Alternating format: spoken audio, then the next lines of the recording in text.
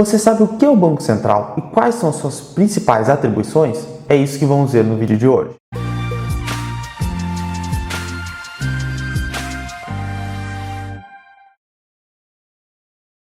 Opa pessoal, meu nome é Felipe Jacques, eu sou assessor de investimentos credenciado pela Ancor e possuo especialização em investimentos Ambima.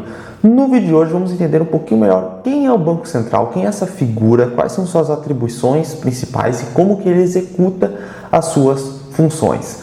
Mas antes vamos entender um pouquinho como que funcionam os bancos normais, digamos assim, para falar de um jeito mais didático, os bancos comuns. Pessoal, o negócio do banco é comprar dinheiro barato e vender dinheiro caro. Como assim?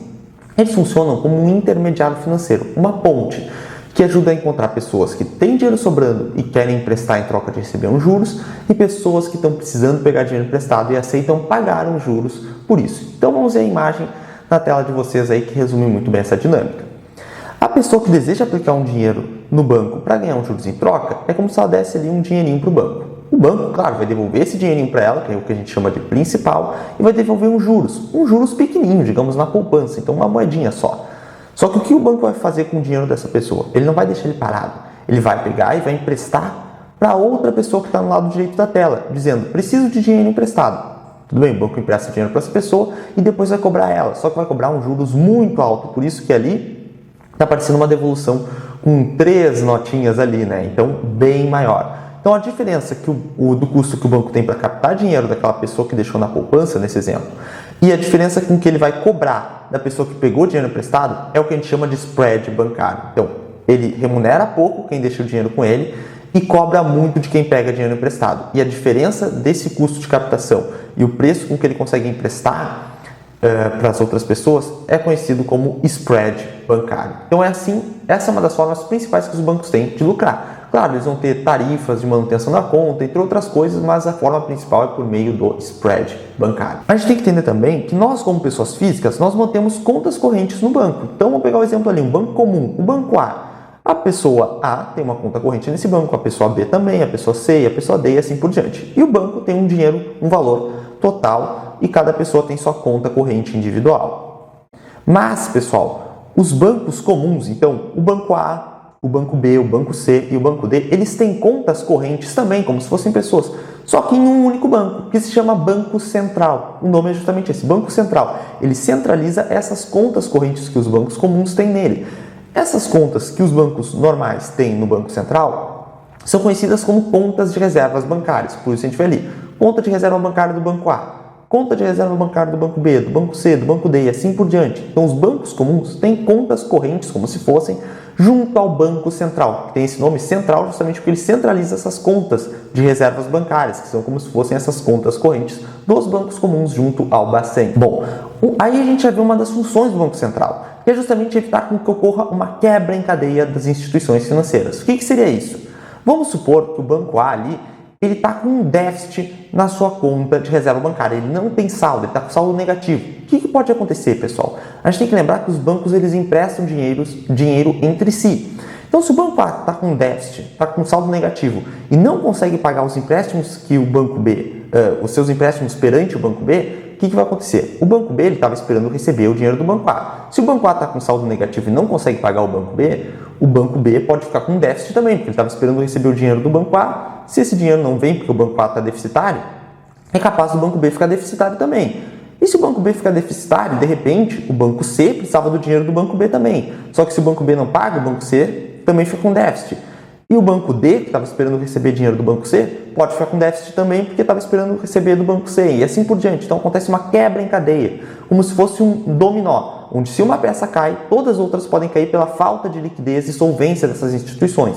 Então, pessoal, o Banco Central ele entra como uma figura que visa garantir essa solvência, visa garantir a solidez desse sistema interbancário, visa ter liquidez justamente nesses empréstimos entre bancos, entre instituições financeiras. Então, nenhum banco pode ficar deficitário na sua conta de reserva bancária, que são essas contas correntes dos bancos comuns no Banco Central. Se o banco A, por exemplo, está na iminência de ficar com déficit, ele não pode de maneira nenhuma fechar o dia com déficit nessa conta de reserva bancária. Quais que são as opções do banco A? Ele pode pegar dinheiro emprestado com o banco B, que nesse exemplo, vamos supor, está superavitário, tem dinheiro sobrando. O banco B, então, empresta dinheiro para o banco A, e cobram juros em troca nessas operações overnight, com duração de um dia útil. E o Banco A entrega para o Banco B títulos públicos federais como garantia dessas operações. Esse é o normal, quando o sistema interbancário está funcionando de forma comum. Então tem liquidez, os bancos conseguem emprestar dinheiro entre si e resolver esse problema. Só que se não tiver nenhum banco para emprestar dinheiro para o Banco A, ele pode solicitar para o Banco Central. Então pegar dinheiro emprestado com o Banco Central por meio das operações de redesconto, onde o Banco A entregaria títulos públicos federais para o Banco Central, em troca o Banco Central emprestaria recursos por um dia para o Banco A, em troca de uma taxa de juros. Então, essas trocas esses empréstimos interbancários, ou seja, entre bancos com duração de um dia útil, eles têm como base de remuneração desses empréstimos a taxa Selic. A taxa Selic, acredito que vocês já ouviram falar, é a nossa taxa básica de juros aqui no Brasil. E ela influencia todas as demais taxas de juros praticadas no mercado. Então, quando você vai tirar um empréstimo, você sente isso. Por quê? Por causa das alterações na taxa Selic. Isso que faz a diferença nos juros na ponta para o consumidor final também. E ela interfere em todo o sistema bancário. E aí, pessoal, que a gente vê que o Banco Central ele tem que atuar nesse sistema interbancário por meio das suas ferramentas de política monetária para garantir que a taxa Selic se dê de acordo com a meta definida pelo Copom, o Comitê de Políticas Monetárias. Então o Banco Central ele tem essa questão de ser um emprestador de última instância. E em último caso, se o Banco A ali da imagem ele fica deficitário e não consegue encontrar outro banco para pegar empréstimo, que seria uma das opções dele, ele pode recorrer ao Banco Central, que vai ser como se fosse um emprestador de última instância. Ele não quer ter que fazer isso, ele quer que as instituições consigam emprestar entre si, mas está faltando liquidez, o Banco Central pode fazer esse tipo de operação de redesconto, onde ele empresta recursos para os bancos comuns, justamente para evitar que ocorra essa quebra em cadeia. E o Banco Central tem que fazer com que a taxa Selic fique em meta com o que foi estabelecido. Taxa Selic, nossa taxa básica de juros. Por que a taxa Selic é tão importante? Pessoal, se a Selic aumenta, isso significa que pegar dinheiro emprestado fica mais caro. Então fica menos dinheiro em circulação na economia quando a taxa Selic está alta. Menos gente consegue pegar dinheiro emprestado, fica menos dinheiro na praça. Então é aquela coisa. Tende a conter a inflação, porque pela lei de oferta e demanda, se as pessoas têm menos dinheiro para demandar bens e serviços, a tendência é que esses preços desses bens e serviços caiam, tendendo a conter a inflação. Mas claro, tem um efeito negativo do aumento da taxa Selic, porque ela tende a diminuir o PIB e o nível de emprego, lados negativos de um remédio amargo para controlar a inflação. Mas quando a taxa Selic ela está baixa, que tende a acontecer o contrário.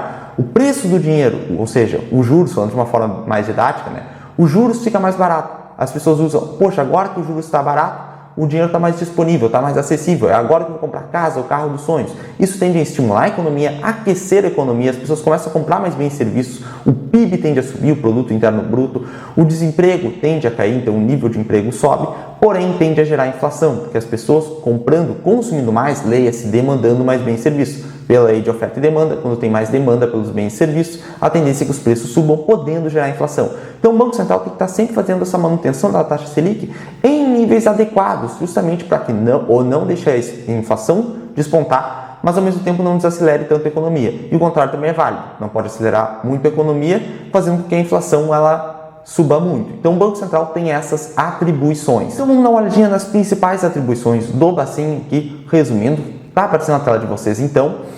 O Banco Central, pessoal, ele deve assegurar o sistema de reservas bancárias, então as contas correntes dos bancos comuns junto ao Banco Central, em níveis adequados, evitar a quebra em cadeia dos bancos, é quando o Banco A, por exemplo, quebra, o Banco B quebra porque estava esperando receber do Banco A, e assim por diante, criando efeito dominó. Isso o Banco Central, sendo um emprestador de última instância, deve evitar. Claro, ele não quer ser utilizado como emprestador, ele prefere que os bancos emprestem entre si, mas em último caso, ele vai estar dando essa garantia de ser um emprestador de última instância. Além disso, assegurar a solidez do sistema e o poder de compra da moeda. Então, o poder de compra da moeda se deteriora quando a inflação sai do controle. Se o Banco Central atinge a meta de inflação, ele consegue conter essa perda do poder de compra da moeda de acordo com a meta de inflação estabelecida. Controlar as operações de crédito das instituições, emitir o papel moeda. Se ele emitir muito papel moeda, é muito provável que gere inflação, então ele tem que controlar esses níveis de emissão também.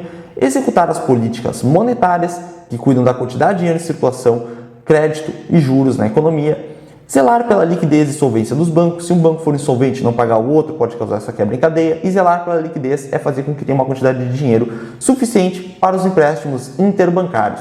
e gerir o sistema de pagamentos brasileiro. Com isso, pessoal, a gente consegue ver um resumo das principais atividades do Banco Central, suas atribuições, claro, sempre de forma um pouco menos técnica, para dar um pouco mais de didática a esse assunto que muitas pessoas não conhecem. Muitas pessoas não sabem que os bancos comuns têm contas correntes no Banco Central, que se chamam contas de reservas bancárias, não sabem das funções principais, os efeitos da redução, do aumento da taxa Selic, então esse vídeo é muito importante para isso. Se você gostou, deixe um like, considere se inscrever no canal, deixe um comentário positivo para o vídeo se você conseguiu aprender bastante conteúdo com esse vídeo, e eu convido vocês a conhecerem nossos cursos.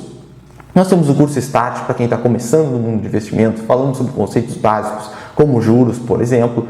Curso BVI, Bolsa de Valores para Iniciantes, onde nós comentamos também os efeitos do aumento, da redução dos juros, como que isso impacta o mercado de ações, por exemplo.